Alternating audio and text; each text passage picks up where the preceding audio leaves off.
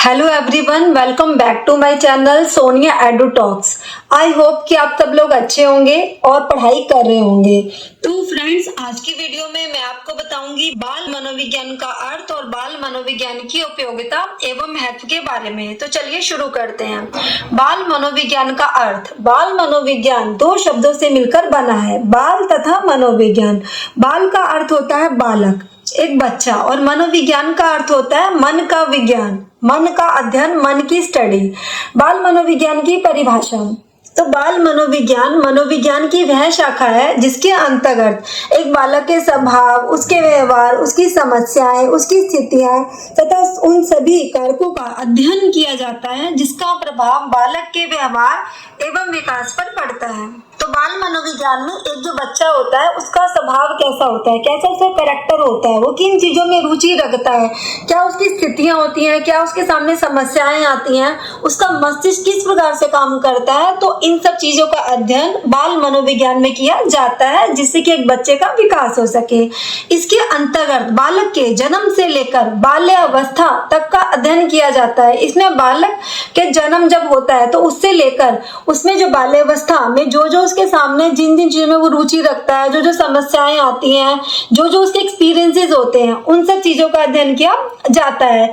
यह शिक्षकों को शिक्षण की प्रक्रिया में मदद करता है। जो बाल मनोविज्ञान होता है एक टीचर की भी बहुत ज्यादा हेल्प करता है।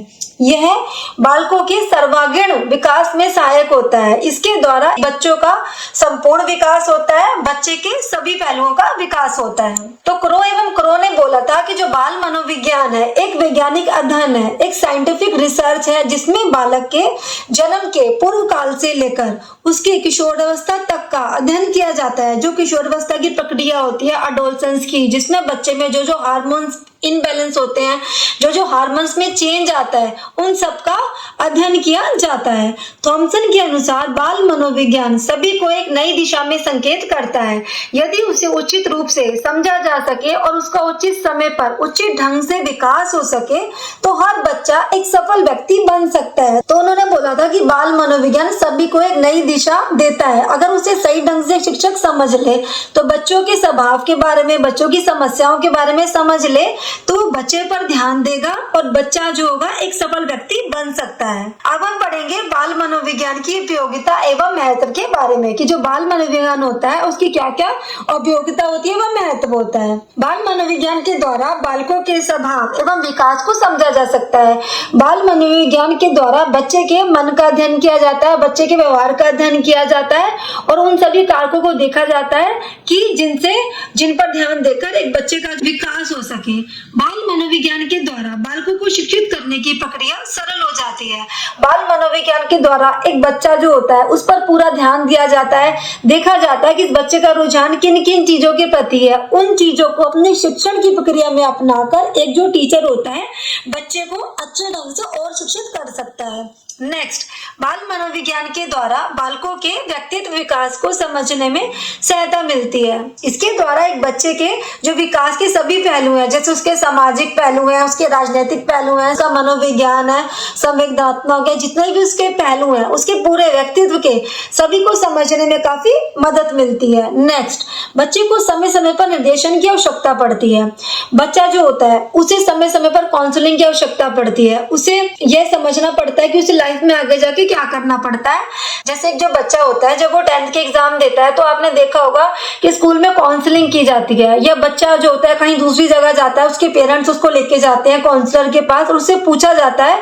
आजकल तो ये स्कूल में भी स्टार्ट हो गई है, एक बच्चे से काउंसलर बात करता है, उससे देखता है कि उसका स्वभाव कैसा है, उसका व्यवहार कैसा है, उसकी रुचियां किस तरफ है, उन सब चीजों को देखा जाता है, बच्चे का रुझान किस तरफ है और बच्चों को बताया जाता है कि आप इस फील्ड में जाओ। चाहे आप अगर आप मैथ्स में इंटरेस्ट लेते हैं तो अगर नंबर्स में इंटरेस्ट है तो आप मैथ्स ले लो, अगर आपको आर्ट्स में, हिस्ट्री में, किसी और सब्जेक्ट में रुचि है, पॉलिटिकल साइंस में, तो आप आर्ट्स ले लो। अकाउंटेंसी है, कुछ सीए करना चाहते हो, आप चार्टर्ड अकाउंटेंट बनना चाहते हो, कंपनी सेक्रेटरी का कोर्स करना चाहते हो तो आप अकाउंट्स ले लो, आप कॉमर्स ले लो। तो बाल मनोविज्ञान की सहायता से बच्चे को उचित मार्गदर्शन दिया जाता है, काउंसलिंग दी जाती है जिसकी सहायता से बच्चे का विकास हो सके। और बाल मनोविज्ञान की सहायता के बिना बाल निर्देशन भी संभव नहीं है। अगर आपको पता ही नहीं होगा कि बच्चे का रुझान क्या है, जो कि काउंसलिंग से काफी हेल्प मिलती है, तो बच्चा जो होता है उसका काफी ज्यादा विकास संभव होता है। नेक्स्ट, बाल मनोविज्ञान की सहायता से बालकों के व्यवहारों का अध्ययन करने के बाद विद्यालय एवं घर के वातावरण को बच्चों के अनुकूल बनाने में काफी सहायता मिलती है कि जब बच्चे के व्यक्तित्व का पता चल जाता है, उसकी रुचियों का पता चल जाता है, तो उसके परिवार का माहौल भी पॉजिटिव ही रखना चाहिए, क्योंकि अगर घर का माहौल अच्छा होगा तो बच्चे पर भी उन चीजों का अच्छा असर पड़ता है, पॉजिटिव असर पड़ता है। और स्कूल का वातावरण भी अच्छा होना चाहिए जहाँ पे बच्चा काफी सारी चीजें सीखे, उसको करे, काफी क्रिएटिव बने और उसके हर व्यक्तित्व का पूरा विकास हो। नेक्स्ट, बाल मनोविज्ञान बालकों की आदतों एवं व्यवहार में सुधार करने में भी मुख्य भूमिका निभाता है। बाल मनोविज्ञान के द्वारा पता चल जाता है कि एक जो बच्चा है वे उसकी आदतें कैसी हैं, उसकी आदतें अच्छी हैं या फिर वो मतलब कुछ गलत चीजों के प्रति उसका रुझान है। तो बाल मनोविज्ञान के द्वारा बच्चे का अध्ययन करके बच्चों में अच्छी आदतों का विकास होना चाहिए और जो नेगेटिव चीजें बच्चों में हमें लगता है कि मतलब बच्चों में नहीं होनी चाहिए, उन सब चीजों को बच्चों से दूर करना चाहिए और बच्चे के व्यवहार में सुधार करना चाहिए ताकि वो बड़ा होकर एक अच्छा नागरिक बन सके। बाल मनोविज्ञान के द्वारा बालकों के व्यक्तित्व का अध्ययन करके उसके भविष्य का अनुमान लगाया जा सकता है और उसके भविष्य के लिए सलाह भी दी जा सकती है। बाल मनोविज्ञान का अध्ययन करके यह देखा जाता है कि बच्चा जो होता है बड़ा होकर क्या बनेगा, डॉक्टर बनेगा, इंजीनियर बनेगा, पायलट बनेगा, साइंटिस्ट बनेगा, तो उन चीजों पर फोकस किया जाता है और जो बच्चा जो होता है उसके भविष्य के लिए भी सलाह दी जा सकती है कि इन चीजों में इसकी रुचि है, आप इस तरफ इसका मार्गदर्शन करो। बाल मनोविज्ञान का अध्ययन शिक्षकों के लिए भी बहुत ज्यादा जरूरी होता है। इसके सहायता से शिक्षकों को पता चलता है कि उनको अपने टीचिंग एड्स कैसे अपनाने चाहिए, उन्हें अपने शिक्षण विधियों में कैसे सुधार करना चाहिए ताकि उनकी शिक्षण की जो विधि है वो भी अच्छी हो और बच्चा उसे अच्छे ढंग से समझे और इससे बच्चे का भी विकास हो और एक शिक्षक का भी शिक्षक की दृष्टि से काफी अच्छा विकास हो। तो फ्रेंड्स, आज हमने पढ़ा बाल मनोविज्ञान के बारे में, बाल मनोविज्ञान की उपयोगिता एवं महत्व के बारे में।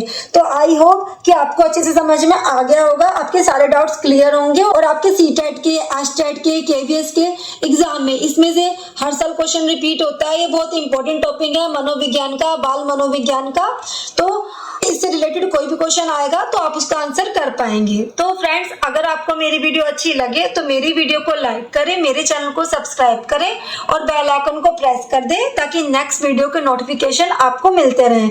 और फ्रेंड्स, आप मेरी वीडियो को शेयर कीजिएगा, क्योंकि अगर आप शेयर करेंगे तो आपके जो फ्रेंड्स होंगे जो टीचिंग एग्जाम की प्रिपरेशन कर रहे होंगे उनकी भी बहुत हेल्प हो जाएगी, उनको भी काफी चीजें समझ में आएंगी। तो आपका जो एक शेयर होगा वो किसी आपके फ्रेंड की हेल्प करेगा। Thank you, bye bye.